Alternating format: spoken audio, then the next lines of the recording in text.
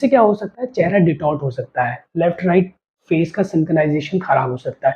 तो जब आप शवासन पे लेटेंगे ऐसे, तो ग्रेविटी क्योंकि वो तो हर जगह पड़ रही है, दुनिया की हर चीज़ पे पड़ रही है, तो वो आपके फेशियल मसल्स पे भी पड़ेगी और दोनों साइड के फेशियल मसल को अच्छे से खींचेगी। और उसकी वजह से क्या होगा, अगर 7 टू 10 मिनट्स आप शवासन एक्सपीरियंस कर रहे हैं, हाँ याद रखिएगा शवासन कम से कम 7 टू 10 मिनट्स करिए, लेटे रहिए। अब मैं ये बताऊँगा कि योगा के दौरान शवासन कैसे 2-3 मिनट किया जाए, फिर एंड में कैसे किया जाए। अलग-अलग टाइम पे शवासन का ड्यूरेशन कैसे अलग-अलग किया जाए, वो बाद में बताऊँगा। बट इन जनरल अगर आप वर्कआउट वाइंड अप करने के बाद शवासन कर रहे हैं end of the session, then आप प्लीज़ 7 टू 10 मिनट्स कीजिए। तो अगर आप रेगुलर बेसिस पे शवासन करेंगे 7 टू 10 मिनट्स, ये फेशियल मसल धीरे-धीरे ग्रेविटी को एक्सपीरियंस करेगी, तो आपका जो फेशियल मसल्स है वो भी अच्छे से, एक उसकी सिमेट्री भी अच्छी होगी, वो मसल भी खींचेंगे और आपकी जो फेशियल मसल्स है वो टोन भी रहेंगी और आपकी यूथफुलनेस, जो सौंदर्य है, जो चेहरे का नूर है, जो चेहरे का टेक्सचर है, वो भी अच्छा बना रहेगा। ठीक है? अब ये फ़ायदे मैंने कुछ आपको शवासन के बताए। अब इसके अलावा और भी बहुत सारी बीमारियाँ हैं जिसमें शवासन हेल्प करता है। अब मैं आपको ये बताऊँगा उन बीमारियों के बारे में भी और उन बीमारियों के हिसाब से शवासन कैसे चेंज करना है ये भी बताऊँगा। अब हम जाते हैं नेक्स्ट टॉपिक पे कि जब आप शवासन पे लेटे हैं, सुपाइन पोज़ीशन पे लेटे हैं, आपने देखा कि आपने पिलो लगाया नेक के नीचे, फिर भी नेक में पेन हो रहा है। आपने बैक के नीचे, बैक को कंफर्टेबल करने के लिए नीज़ के नीचे पिलो लगाया जैसा मैंने आपको बताया, फिर भी बैक में वो डिस्कम्फर्ट हो रहा है। आपको लगा कि आप सुपाइन पोज़ीशन में लेट रहे हैं तो आपको ब्रेथलेसनेस हो रही है, फिर भी आपको डिस्कम्फर्ट हो रहा है। तो ऐसी कंडीशन में आप सुपाइन पोज़ीशन, इस पोज़ीशन पे नहीं लेटेंगे। इसके अलावा आप प्रेग्नेंट हैं, प्रेग्नेंट लेडी हैं, तो भी आप सुपाइन पोज़ीशन शवासन पे नहीं लेटेंगे। आप बहुत ज़्यादा मोटे हैं, तो भी आप शवासन पे नहीं लेटेंगे। आपकी बैक इंज्योर्ड हुई थी, बैक की कोई सर्जरी हुई थी, बैक का कोई ऑपरेशन हुआ था, हार्ट का कोई ऑपरेशन हुआ था, तो भी आप सुपाइन पोज़ीशन पे नहीं लेटेंगे, आप इसको अवॉइड करेंगे। तो अगर इतनी सारी स्नोरिंग का प्रॉब्लम है, तो भी आप शवासन पे नहीं लेटेंगे। ऑब्स्ट्रक्टिव स्लीप एपनिया है, तो भी आप शवासन पे नहीं लेटेंगे। सर्विकोजेनिक हेडेक है, सर्विकोजेनिक हेडेक क्या होता है? जब आप गलत स्लीपिंग पोस्चर की वजह से नेक गलत ट्विस्ट हो जाती है और नेक के आसपास पेन क्रिएट होता है, जो पेन दिमाग में फ़ील होता है। हुआ वो सर्वाइकल एरिया की वजह से, सर्वाइकल की वजह से पेन हुआ है, बट किसी नर्व के कारण वो ब्रेन में फ़ील हो रहा है, जिसको बोलते हैं सर्विकोजेनिक हेडेक। सर्वाइकल की वजह से क्रिएटेड है बट हेडेक हो रहा है। तो सर्विकोजेनिक हेडेक है, तो वो लोग भी सुपाइन पोज़ीशन नहीं कर सकते हैं। तो ये लोग क्या करें? तो उसके लिए मैं आपको बताऊँगा कि आपको और क्या करना चाहिए। मान लिया आप ऐसे लेटे बट आप कंफर्टेबल नहीं हैं या डॉक्टर ने मना किया आपको पीठ के बल लेटने के लिए, तो आपके पास 2 पोज़ीशन बचती हैं। एक पोज़ीशन बचती है lie down towards your left और prone position lie down on your stomach. कैसे? ऐसे।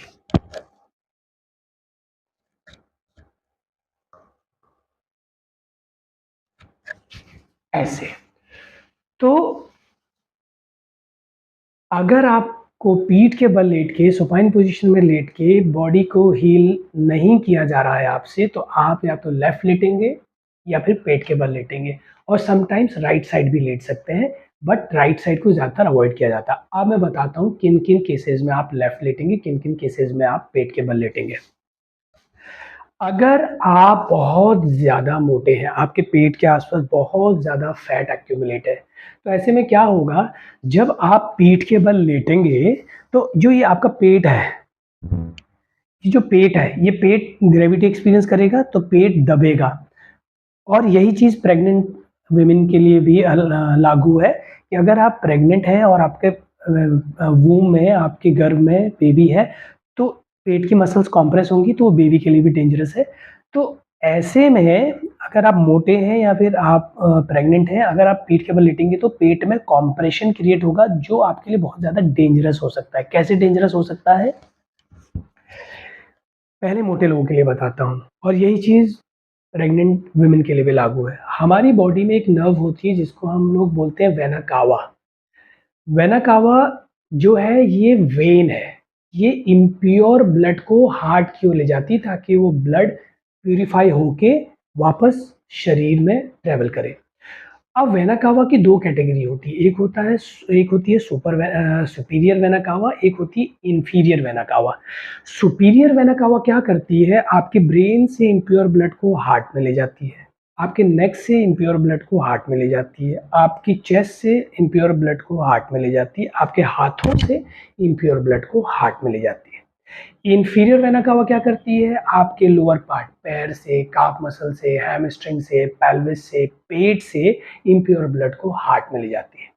और जो इस वेना कावा नर्व का सबसे बड़ा हिस्सा होता है, जो मेन ट्रैक होता है, वो होता है लंबा, ये स्पाइन के पैरेलल चलता है और राइट साइड।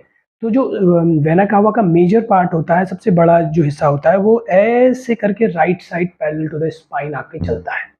तो अगर आप मोटे हैं और आप पीठ के बल लेट रहे हैं तो पेट में कंप्रेशन क्रिएट होगा, तो पेट के आसपास से जो वेना कावा वेन आपकी गुजर रही है वो कंप्रेस हो जाएंगी, दब जाएंगी। और दब जाएंगी तो इम्प्योर ब्लड का flow towards the heart disturb होगा। और impure blood towards the heart नहीं जाएगा तो वो प्योर ब्लड कैसे बनाएगा और प्योर ब्लड को कैसे बॉडी में फ्लो करेगा, तो ब्लड सर्कुलेशन डिस्टर्ब होगा। तो इसीलिए अगर जो लोग मोटे हैं वो पीठ के बल सोते हैं तो वो सो नहीं पाएंगे, उनको रेस्टलेसनेस रहेगी। क्यों? क्योंकि वेना कावा दब जाएगी और वो बार बार अगर सो रहे हैं, सोते समय अगर पीठ के बल सो रहे हैं तो बार बार जगेंगे और उनकी नींद डिस्टर्ब होगी। या फिर वो शवासन एक्सपीरियंस करना चाह रहे हैं तो शवासन एक्सपीरियंस नहीं कर पाएंगे, थोड़ा हार्ट में हैवीनेस लगेगी या थोड़ा ब्रीदिंग डिस्टर्ब हो जाएगी, थोड़ा हीट बढ़ जाएगी, थोड़ा रेस्टलेसनेस रहेगी उनको किसी न किसी तरीके से। और यही चीज़ लागू होती है प्रेग्नेंट वुमेन के लिए। तो प्रेग्नेंट वुमेन में भी अगर वो पीठ के बल लेटेंगी तो उनकी वेना कावा नर्व डिस्टर्ब होगी और उसका इतना गंदा असर हो सकता है जो पेट में जो बेबी है उसके डेवलपमेंट में।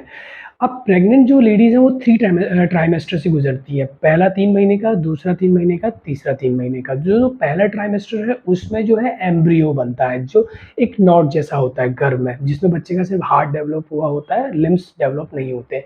फिर सेकंड ट्राइमेस्टर जो चौथे से छठा महीना है, वहाँ पे धीरे-धीरे लिम्ब्स डेवलप होने लगते हैं हाथ-पैर। और जो फिर 7वें से 9वाँ महीना है उसमें पूरा बेबी डेवलप होता है। अब इस पूरे प्रोसेस में जो बेबी है वो एम्बिलिकल कॉर्ड के थ्रू आपकी अपनी जो मदर है, अपनी मदर की जो वूम्ब है उससे जुड़ा रहता है, जिसको प्लेसेंटा बोलते हैं। प्लेसेंटा एक ऑर्गन है जो वूम्ब के अंदर डेवलप हो जाता है। और प्लेसेंटा क्या करता है, अम्बिलिकल कॉर्ड के थ्रू जो एम्ब्रियो है उसको न्यूट्रिएंट्स देना, उसको ऑक्सीजन सप्लाई करवाना, कार्बन डाइऑक्साइड को वापस लेना, ये करता है। फिर एम्ब्रियो धीरे-धीरे सेकंड ट्राइमेस्टर में डेवलप होके फीटस बनता है। फिर फीटस थर्ड ट्राइमेस्टर में जाके पूरा एक फुल फ्लेज बेबी बनता है वूम्ब के अंदर। तो ये जो अम्बिलिकल कॉर्ड है ये ऑक्सीजन सप्लाई करती है मदर की बॉडी के थ्रू होते हुए बेबी को, और फिर कार्बन डाइऑक्साइड वापस ब्लड में फ्लो करके कार्बन डाइऑक्साइड को मदर फ्लश आउट करती हैं। ऐसे ही टॉक्सिन्स को मदर के ब्लड में रिलीज़ करके मदर टॉक्सिन्स को फ्लश आउट करती हैं। तो आपको इसीलिए जब आप प्रेग्नेंट हैं please from the very first day you know that you are pregnant, start lying down on your left side. पीठ के बल सोना बिल्कुल बंद कर दीजिए, नहीं तो क्या रिजल्ट आएँगे, स्टिल बर्थ एक कंडीशन होती है जिसमें बेबी गर्भ में 20 से 28 हफ्ते तक ही रह पाता है, उसके बाद बेबी की डेथ हो जाती है। और या फिर फीटल डेवलपमेंट नहीं हो पाएगा, पूरा बच्चा पूरी तरह से डेवलप नहीं हो पाएगा अगर आपने सोने में लापरवाही की। या तो ब्रेन के डेवलपमेंट में, ब्रेन की फंक्शनिंग में प्रॉब्लम आएगी बच्चे को कल के दिन, या फिर हाथ पैर के प्रॉपर डेवलपमेंट में प्रॉब्लम आएगी। कोई भी मेडिकल इश्यू हो सकता है बच्चे को, हार्ट से रिलेटेड इश्यू हो सकते हैं, वीक बोन्स हो सकती हैं। इसीलिए वुमेन्स को स्पेशली मैं प्रिस्क्राइब करूँगा कि आपको the day you know that you are pregnant, please अपने लेफ्ट साइड सोना शुरू कर दीजिए। अब लेफ्ट साइड सोएंगे तो होगा क्या?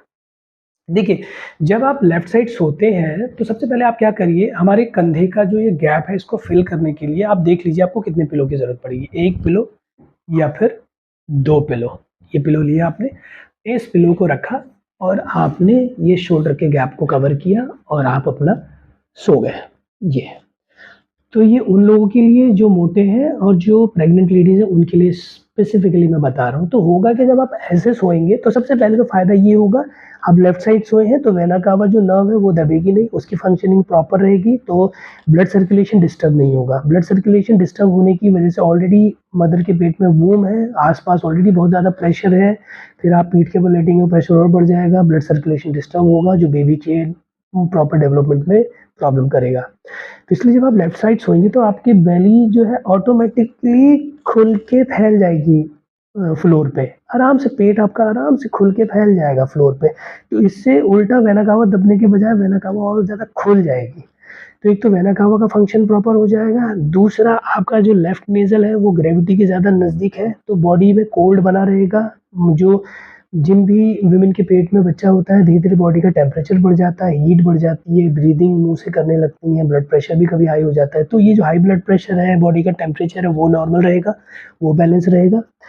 तीसरा, अगर आप खाना खा रही हैं, तो बेली बैग भी लेफ्ट साइड में होता है, जो इसोफेगस के थ्रू थ्रोट से जुड़ा हुआ होता है। तो अगर आप राइट साइड सोएँगी, तो गलती से जो जो खाना है वो flush towards the chest towards the throat flush हो सकता है, जिससे हार्ट बर्न कभी-कभी आपको देखना खट्टी डकारें आती हैं, कभी-कभी चेस्ट में बर्निंग फ़ील होता है, ये उसी वज़ह से होता है, हम गलत सोते हैं जब राइट साइड सोते हैं उस वज़ह से।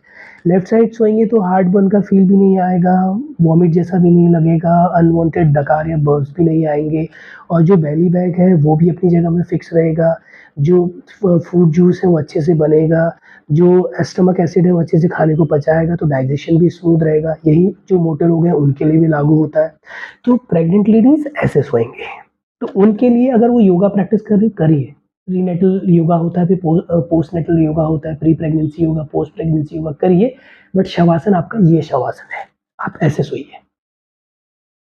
ये और ज़्यादा प्रिकॉशन के लिए सोते समय पीछे बड़ा पिलो रख लीजिए ताकि गलती से भी आप पीठ के बल ना रो लो, ठीक है? तो ये तो उनके लिए हो गया जो लोग मोटे हैं और जो जो वुमेन प्रेग्नेंट हैं, उनको कितनी ज़्यादा प्रिकॉशन रखनी है।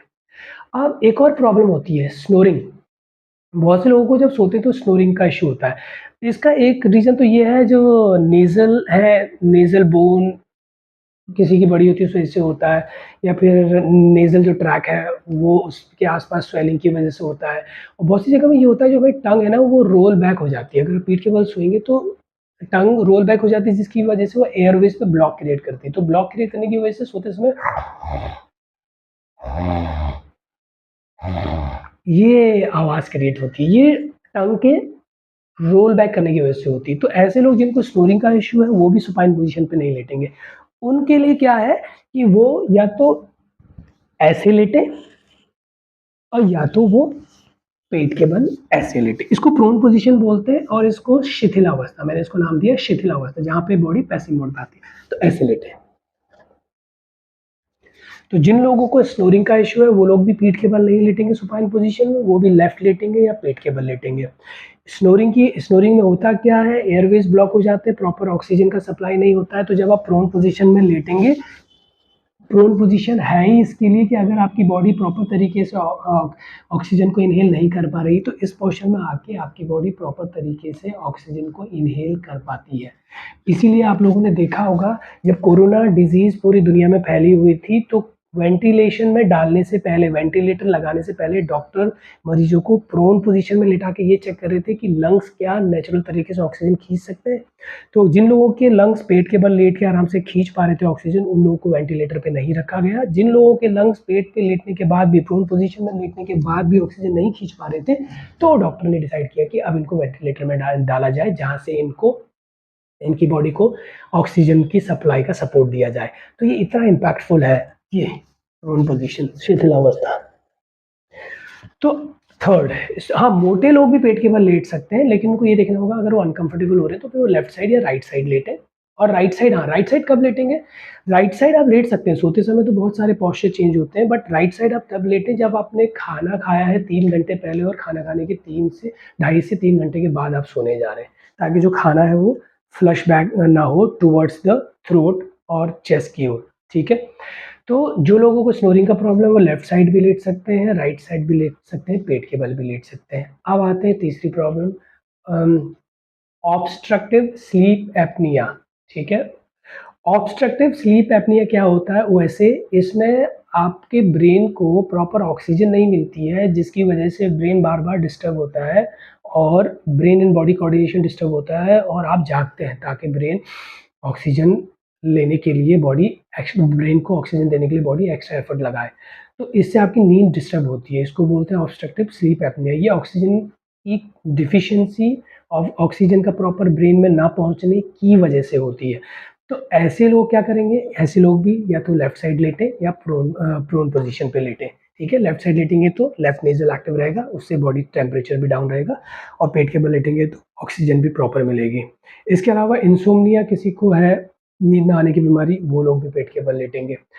इसके अलावा अगर आपको सर्विकोजेनिक हेडेक है, तो आप नेक को मान लिया आपका सर्विकोजेनिक हेडेक क्यों होता है? गलत पोज़ीशन में नेक को ट्विस्ट करने की वजह। तो आप ये देखेंगे प्रोन पोज़ीशन में लेटते समय कि क्या हेड को इस साइड रखो या फिर इस साइड रखो। जिस साइड आपको कंफर्टेबल रखेगा उस साइड पेट के बल लेट के हेड को उस साइड टर्न करके आप लेटें सर्विकोजेनिक हेडेक में, ठीक है? तो ये 3 पोज़ीशन है। सुपाइन पोज़ीशन जब आप पीठ के बल लेटते हैं, लेफ्ट टर्न जब आप लेफ्ट टर्न पे लेटते हैं, प्रोन पोज़ीशन जब आप पेट के बल लेटते हैं। तो अगर आपको अलग-अलग प्रॉब्लम्स हैं, तो अलग-अलग तरीके से आप अपनी बॉडी की एनर्जी को रिस्टोर कर सकते हैं। तो ज़रूरी नहीं है शवासन के लिए आप सिर्फ़ पीठ के बल लेटें। शवासन के लिए आप लेफ्ट साइड भी लेट सकते हैं और आप पेट के बल भी लेट सकते हैं और इस तरीके से अपनी एनर्जी को आप रिजुविनेट और अपने शरीर को हील कर सकते हैं। तो जो भी मैंने आज आपको शवासन के बारे में बताया, इस वीडियो को अच्छे से देखिए, अच्छे से समझिए। इसके अलावा जब अब मैं आसन्स की सीरीज़ शुरू करूँगा तो वहाँ पे भी मैं अलग-अलग तरीके से शवासन परफ़ॉर्म करने का बताऊँगा आपको कि कब शवासन कम टाइम तक परफ़ॉर्म करना चाहिए, कब ज़्यादा टाइम तक परफ़ॉर्म करना चाहिए और डिटेलिंग में इस चीज़ को बताऊँगा। तो हाँ, इसके अलावा एक और इम्पोर्टेंट पॉइंट, कब-कब शवासन करना बहुत ज़रूरी है। सूर्य नमस्कार के बाद शवासन करना बहुत ज़रूरी है अगर आप योगा प्रैक्टिस कर रहे हैं। प्राणायाम के बाद सूर्य नमस्कार करना बहुत ज़्यादा ज़रूरी है और आप जब आपने अपना योगा सेशन कंप्लीट कर लिया उसके बाद एंड करना शवासन से वो ज़रूरी है। हेड स्टैंड के बाद शवासन करना बहुत ज़्यादा ज़रूरी है। हैंड स्टैंड, शोल्डर स्टैंड के बाद शवासन करना बहुत ज़्यादा ज़रूरी है। और अगर आप कोई भी वर्कआउट कर रहे हैं, वर्कआउट वाइंड अप कर लिया, स्ट्रेचिंग कर लिया, उसके बाद 7 टू 10 मिनट्स का शवासन करना बहुत ज़रूरी है ताकि आपकी बॉडी पैसिव मोड पे भी आ सके। नहीं तो हो क्या रहा है, सब लोग वार्म अप पे बड़ा ध्यान दे रहे हैं। वार्म अप करते समय, वर्कआउट शुरू करते समय हम लोग बहुत अच्छे से अपनी बॉडी को स्ट्रेच करते हैं, चाहे तैयार करते हैं, और जब वर्कआउट हो जाता है तो कूल डाउन कैसे करेंगे?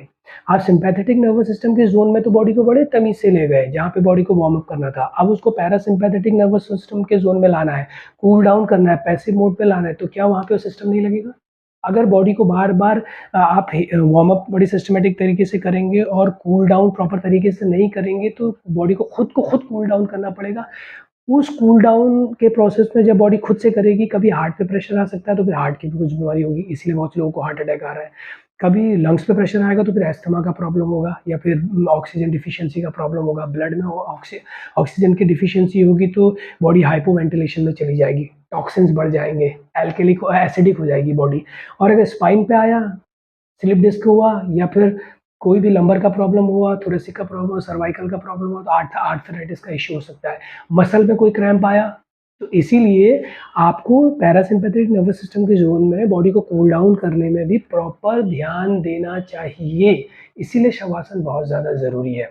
तो इस तरीके से शवासन को समझिए, अलग-अलग तरीके से उसको प्रैक्टिस कीजिए।